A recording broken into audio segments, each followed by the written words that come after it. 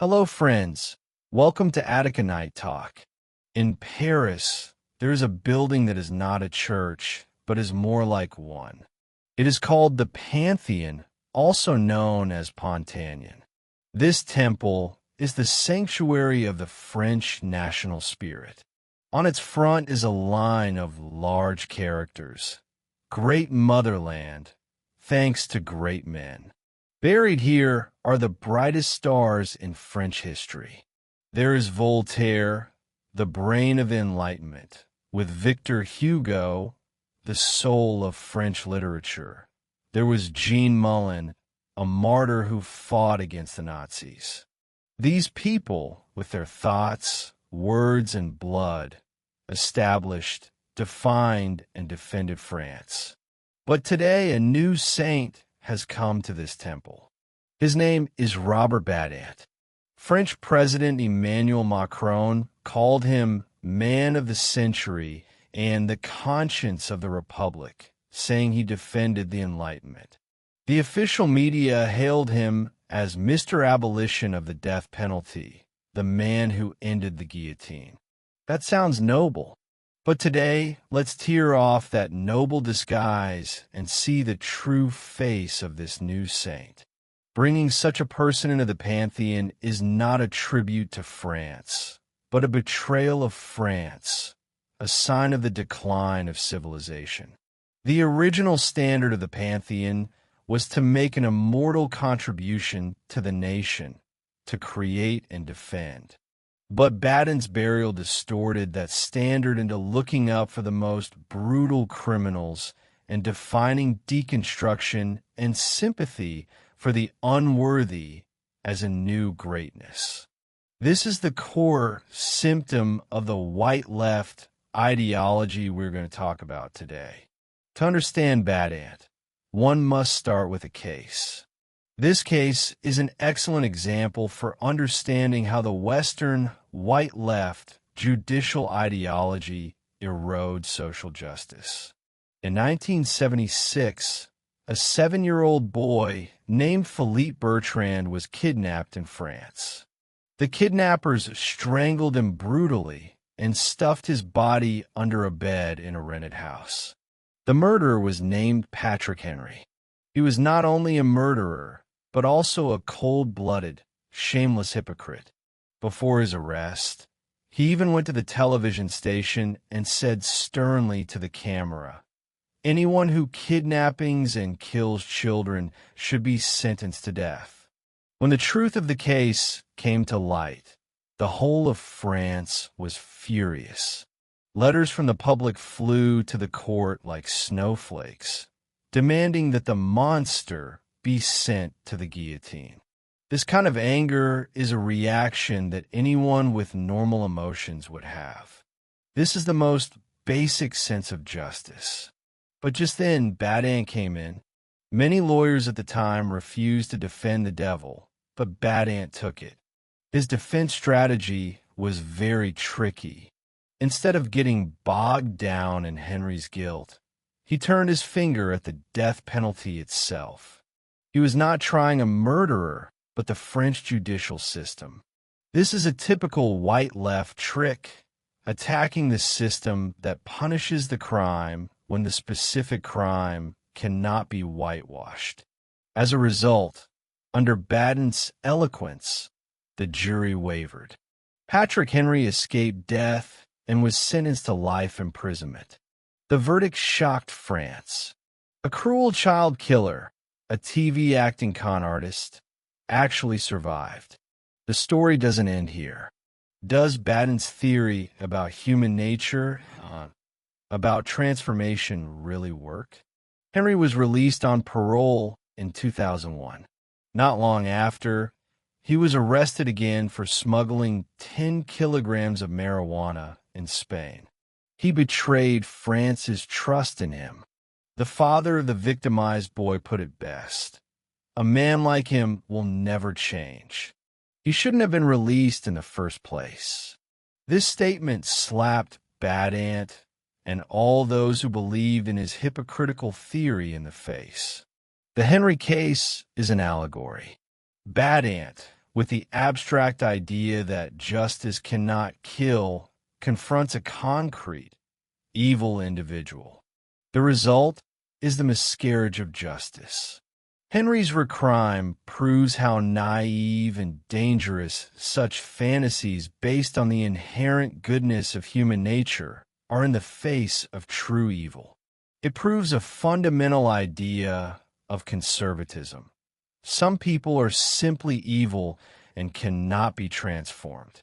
Kindness to them is cruelty to the victims and society as a whole.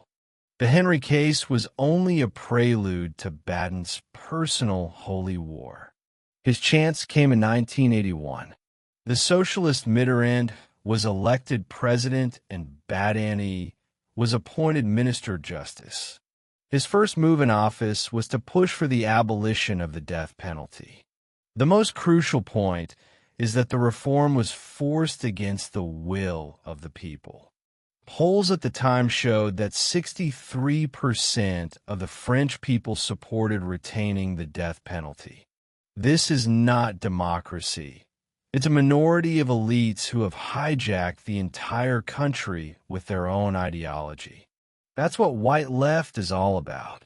They are a group of elites who think they have mastered the truth and always consider the people ignorant and backward. They adhere to a philosophy of anti-punishment, believing that criminals are not evildoers but victims of the social environment.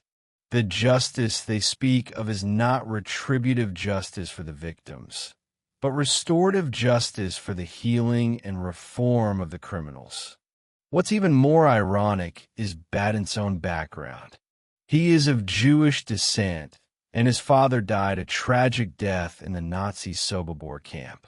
This painful experience should have made him deeply understand that in the face of extreme evil, the just state apparatus must have the most powerful punitive force. But he reached a completely opposite, distorted conclusion. State power itself is dangerous and must be restricted, even deprived of the ability to carry out ultimate punishment.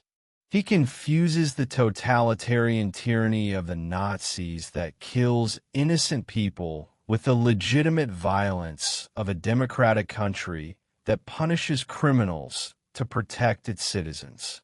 It's a profound logical disorder. Baden and his associates have packaged the abolition of the death penalty as an unquestionable moral advancement. In his speech to the National Assembly, he emphasized that France was the last country in Western Europe to abolish the death penalty, suggesting that it was lagging behind. He told jurors in the Henry case that the abolition of the death penalty was inevitable. This kind of rhetoric turned a public policy issue that could be debated into a moral high ground. If you support the death penalty, you are barbaric and uncivilized. If you oppose the death penalty, you are civilized and progressive. Under such a discourse trap, that 63% of public opinion becomes worthless and becomes an ignorant sentiment that needs to be educated and guided by the elite. It is a kind of soft despotism in the guise of morality. The consequences of abolishing the death penalty did not make France safer or more civilized. The core argument of the abolitionists is that the death penalty has no deterrent effect. But look at today's France, where the problem of social security is growing. Drug dealers in Marseille are fighting like a war, and news of violent crimes keeps emerging. We cannot simply say that the abolition of the death penalty is the cause of all this, but the abolition of the death penalty removes the sword of Damocles hanging over the heads of the most brutal criminals, weakens the ultimate deterrence of the law, and encourages violence and disorder throughout society. Behind this lies a fundamental shift in the goals and ideas of the judicial system. Traditionally, The primary goal of justice is to protect law-abiding citizens, punish criminals, and seek justice for victims. The progressive ideas represented by Bad Ant have turned the main clients of the judicial system from victims to perpetrators. The system's goal is no longer to punish, but to manage, treat, and help criminals reintegrate into society. Bad Ant's other reforms, such as improving prison conditions and promoting decriminalization of certain behaviors, follow this logic. What was the final outcome? It was a judicial system that was seen by the public as being too soft on criminals. It offers endless sympathy and legal aid to murderers, but leaves the families of victims alone to lick their unhealed wounds over long years. It places the so-called human rights of criminals above the right of victims to justice and the security of society as a whole. This inversion of priorities erodes the most fundamental trust people have in the state. Now, let's go back to the Pantheon. To list a man like Bad Ant alongside giants like Voltaire, Hugo, and Jean Moulin is an insult to these great men and a defilement to the honor of France. He is not a hero. He is the patron saint of murderers and the persuasive voice of the devil. His burial symbolized an ideology of weakness, self-doubt, and moral fallacy that triumphed over the common sense of the people and the wrath of justice. The story doesn't just happen in France. The ideology that put Bad Ant on a pedestal is the white left ideology that is prevalent throughout the Western world today. From American progressive prosecutors to various human rights organizations in Europe, they are all doing the same thing as Bad Ant: disrupting order, sympathizing with criminals, and betraying the people. Bad Ant's story serves as a cautionary tale. It tells us that when a society loses its moral compass and begins to worship those who protect monsters rather than those who fight them, the society is not far from the abyss. This is Attica Night Talk. See you next time.